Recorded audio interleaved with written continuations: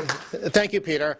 Tax reform oftentimes, especially when people are talking about radical plans such as the flat tax, people think, well, it's all about the tax rate. Should you have a system with high tax rates based on redistribution and class warfare, or should you have a tax system based on one low rate?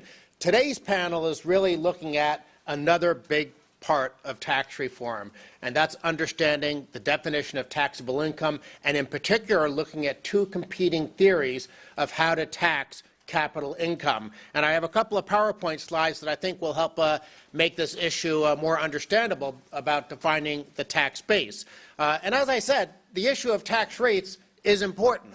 For those of us who want certain types of tax reform, we think it's very important to have a low marginal tax rate on productive behavior. Why? Because presumably work, saving, investment, entrepreneurship, risk-taking, those are good things in our society, and when you have a high tax rate on those things, you're going to discourage people from being productive. And actually, I have an image I found on the Internet, all sorts of great things on the Internet. I think this really boils down to what the essence of supply-side economics is. I agree with politicians when they say we need higher taxes on tobacco because that will get people to smoke less. I mean, I don't agree that we should actually try to control people's private lives, but I agree with them on the underlying economic analysis. When you tax something more, you get less of it.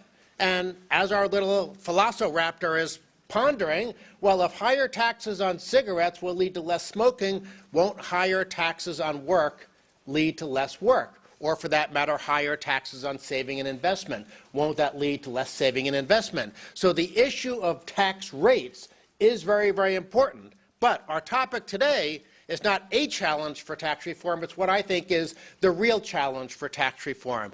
Because if you look at some of the proposals that are out there, and you can go all the way back to the 1980s to things like the non diminuti, USA tax, and things like that, so much of what really happens when we're talking and debating about tax reform in Washington is this fundamental discussion over whether or not we're taxing all income, whether we're taxing it 0 times, 1 times, or more than 1 time. And as the bottom bullet point suggests, I think one of the major issues that we need to wrestle with is how do you deal with the tax burden on income that is saved and invested.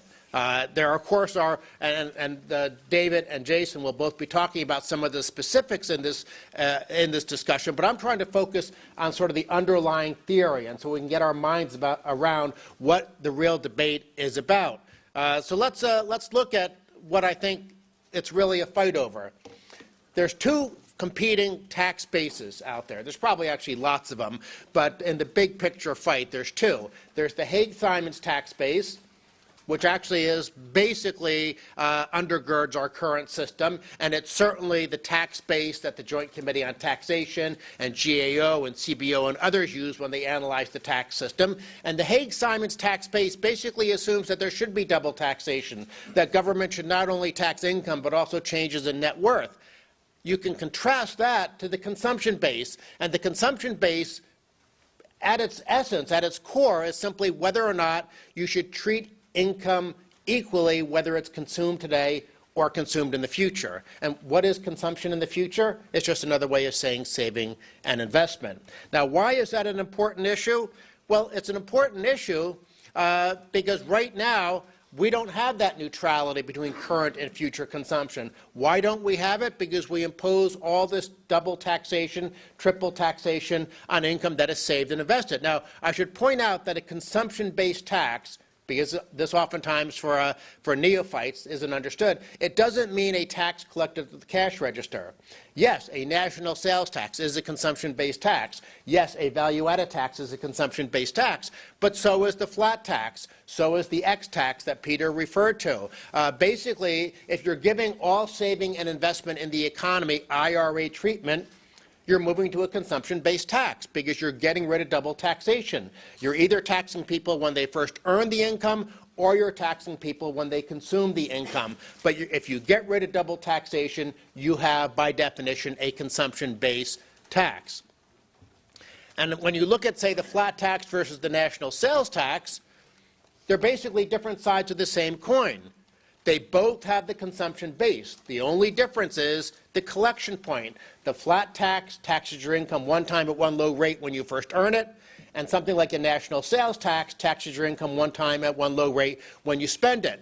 But the bottom bullet point is the important thing. Neither of them have double taxation, which of course is pervasive in the current system. You won't be able to read this chart, but it shows the difference between a consumption-based tax and the Hague-Simons tax. The right side is basically the Hague-Simons tax base, sort of what our current system is. The top green box is you earn income.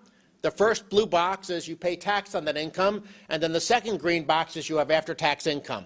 What are the two things you can do with your after-tax income? You can either consume it today or consume it in the future. If you consume it today, that's the left side, the government pretty much leaves you alone. But what if you consume that income in the future, if you save and invest it? That's the right side. And between the capital gains tax, the corporate income tax, the double tax on dividends, and the death tax, it's possible for that single dollar of income to be taxed over and over and over again, which means, of course, there's not that neutrality between current consumption and future consumption, which, of course, means that there is a tax penalty or a tax bias in the system against saving and investing. Now, why is that a bad idea? Well, it's a bad idea because every economic theory, even socialism, even Marxism, every economic theory agrees that capital formation is a key for long-run growth and higher living standards. Why do workers get paid? They get paid because they produce. What determines how much workers produce? A lot of it depends on the quality and the quantity of the machinery, the equipment, the technology, the capital that they work with. So when you impose extra layers of tax on saving and investing that aren't imposed on immediate consumption, you are creating a tax bias against capital, and you are therefore reducing the capital stock in the country. You are hurting the economy, and you're, of course, ultimately hurting workers because they won't earn as much because they won't be as productive. It makes no sense to impose a tax bias on productive behavior, especially productive behavior in the form of saving and investing, since every economic theory, I mean, the socialists and the Marxists, don't get me wrong, they have crazy ideas. They think the government should do the saving and the investing, but at least they agree that capital formation is key to long-run growth and higher living standards. In some sense, I think this image sums up the difference between a consumption base and a Hague-Simons base. If you want to harvest apples, what's the smart way to do it? Do you pick the apples off the tree, or do you chop down the tree? If you're taxing capital, you're chopping down the tree, or at least you're sawing off the branches, depending on the degree to which you're taxing capital. In a smart, intelligent system where you're trying to maximize income and prosperity for an economy in the long run, you want to pick the apples, but leave the branches and leave the tree so that you're going to get another crop of apples next year and the year after that and the year after that. Whereas the mindset of the Hague-Simons tax base is, well, not only do we want to tax the apples, but let's at least saw off some of the branches. Why? I'm not sure, other than here's the political challenge. This is why we have a Hague-Simons tax base. We have it for two reasons. First, class warfare. Who has a lot of saving and investing? Or who does a lot of saving and investing? Rich people. By definition, who has a lot of capital? That defines why you're rich.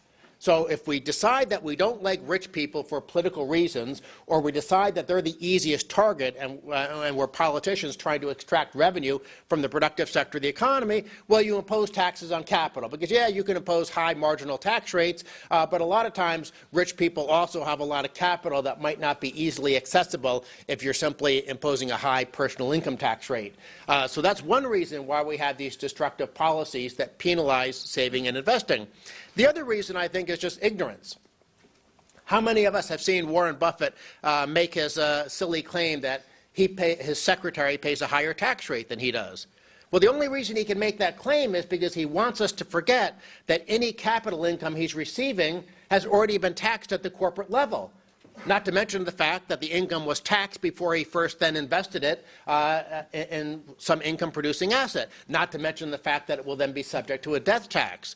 So if you simply focus on one tax in isolation and you ignore all the other taxes in the stream that are affecting that same dollar of income, and a lot of people, I genuinely don't think it's malice or class warfare, they just don't understand the difference. They think, oh look, a rich person got a capital gain, therefore we should tax it because isn't that fair? Well, except if the only reason you got a capital gain, which, by the way, only came about because you took your after-tax income and invested it, but why do assets go up in value? They go up in value because of an expectation in the marketplace that it's going to generate more income in the future. But when that more income in the future actually happens, it will be taxed. So whether you're doing it forward-looking or backwards-looking, the capital gains tax is a form of double taxation. And so part of the purpose of this panel, and I'll go ahead and stop at this point, we want people to understand that double taxation exists. There's no actual ambiguity about it. If we had someone up here from a left-wing think tank, they would agree. That's double taxation. There is a consumption-based system. There is a Hague-Simon system. They would simply argue that a Hague-Simon system is justified for reasons of revenue collection, redistribution, or something like that. But they'll agree with the notion that there is double taxation. They'll agree that Warren Buffett is being double and triple and quadruple taxed, even if he wants us to believe that it's not actually happening. So with that, I'll go ahead and stop and turn the floor over to David Burton.